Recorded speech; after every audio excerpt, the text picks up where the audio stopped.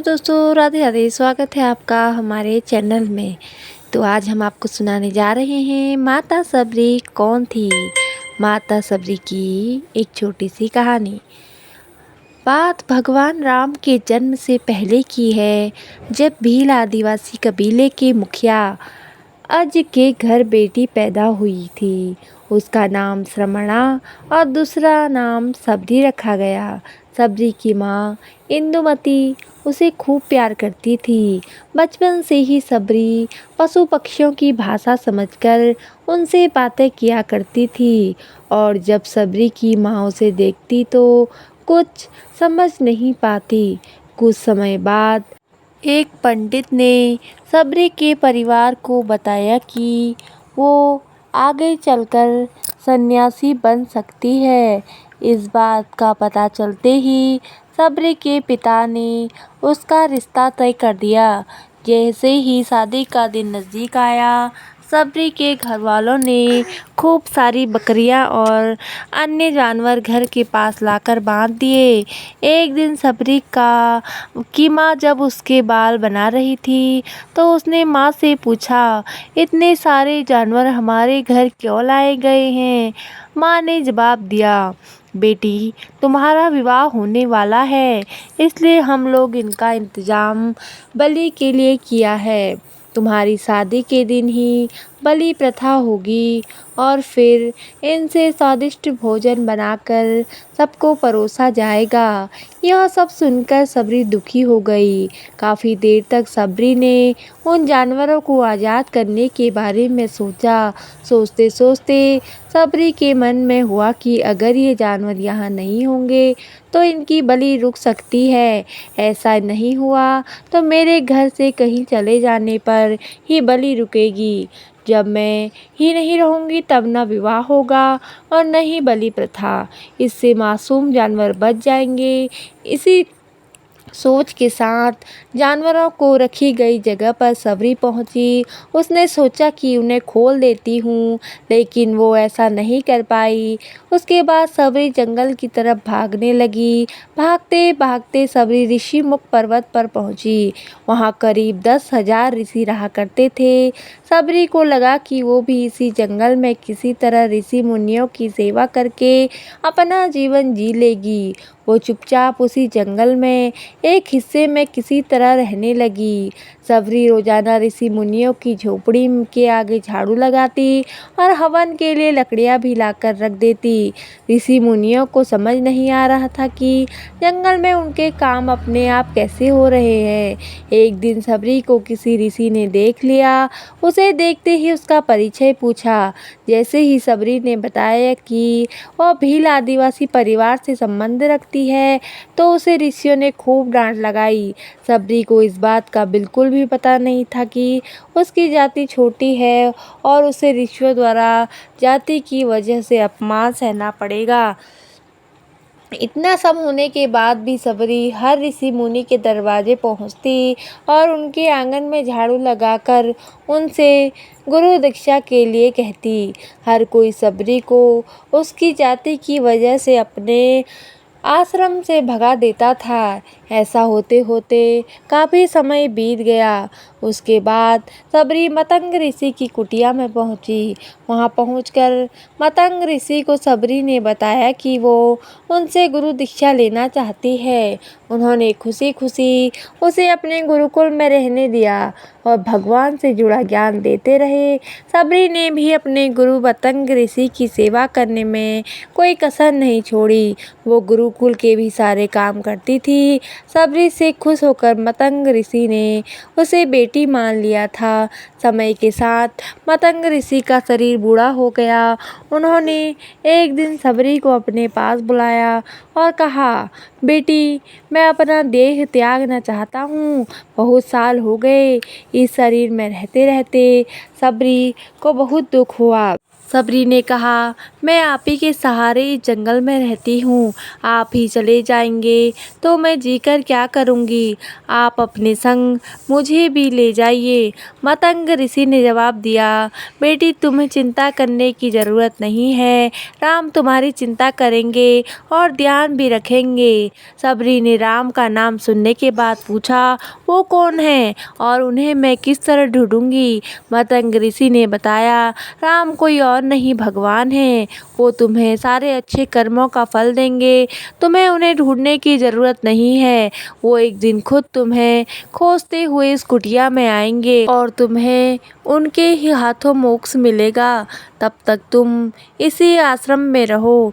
इतना कहते ही मतंग ऋषि ने अपना शरीर त्याग दिया। सबरी के मन में मतंग ऋषि के जाने के बाद से एक ही बात थी कि भगवान राम स्वयं उनसे मिलने आएंगे।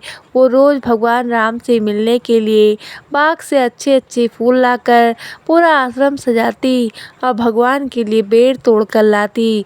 भगवान के लिए बेर चुनते हुए सबरी उन्हें चख लेती थी ताकि भगवान वो सिर्फ मीठे बेर ही दे सके। रोजाना सबरी इसी तरह भगवान के दर्शन की आस में फूल और बेर इकट्ठा करती थी। इसी तरह इंतजार में कई साल बीत गए। सबरी का शरीर एकदम बूढ़ा हो गया। एक दिन आश्रम के पास एक ही तालाब में सबरी पानी के लिए गई। तभी पास के ही एक ऋषि ने उसे अछूत कहते हुए वहाँ से भगाने के लिए कहा और एक पत्थर मार दिया। वो पत्थर जब सबरी को लगा तो उसे चोट लग गई और खून बहने लगा। बहते हुए खून की बूंद उसी तालाब में पानी में गिर गई। तभी पूरा तालाब का पानी खून में बदल गया। ये सब होता देखकर ऋषि ने सबरी को ही डांट लगाई और कहा, पापिन तुम्हारी वजह से पूरा पानी खराब हो गया। रोज ऋषि उस पानी को साफ करने के लिए अपनी कई तरह की विद्याओं का इस्तेमाल करते।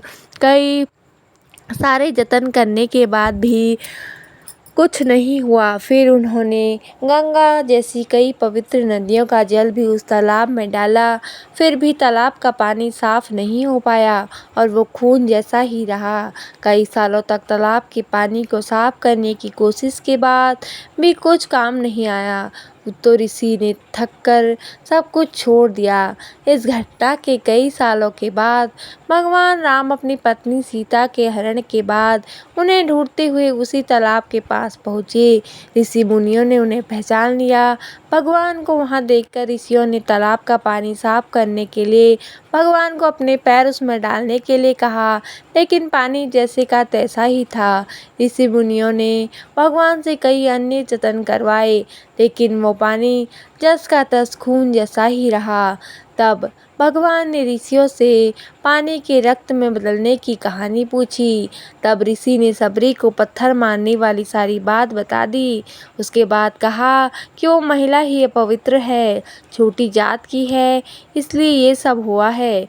उसी वक्त भगवान राम ने कहा, ये सब आप लोगों ने खराब वचनों से हुआ है। सबरी को इस तरह के शब्द बोलकर आप लोगों ने उसे ही नहीं बल्कि मेरे दिल को भी घायल किया है। इसी घायल दिल के रक्त का प्रतीक यह तालाब का लाल पानी है। आगे भगवान राम बोले, कहाँ है वो माई, मैं उनसे मिलना चाहता हूँ। जब तक सबरी उसी तालाब के पास पहुँच जाती है, इस दौरान सबरी के पैर में कुछ ठोकरें लगी होती हैं और कुछ उस तालाब में गिर जाती हैं।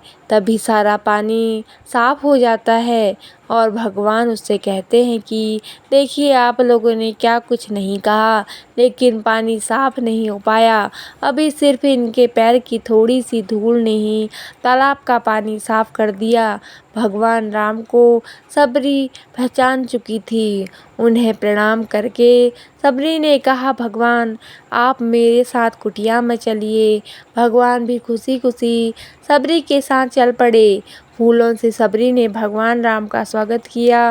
वो सीधे बेर तोड़ने के लिए भाग गई और चक चक कर उनके लिए बेर लेकर आई। उन्होंने बड़े प्यार से भगवान राम को उनके भाई लक्ष्मण को बेर दिए।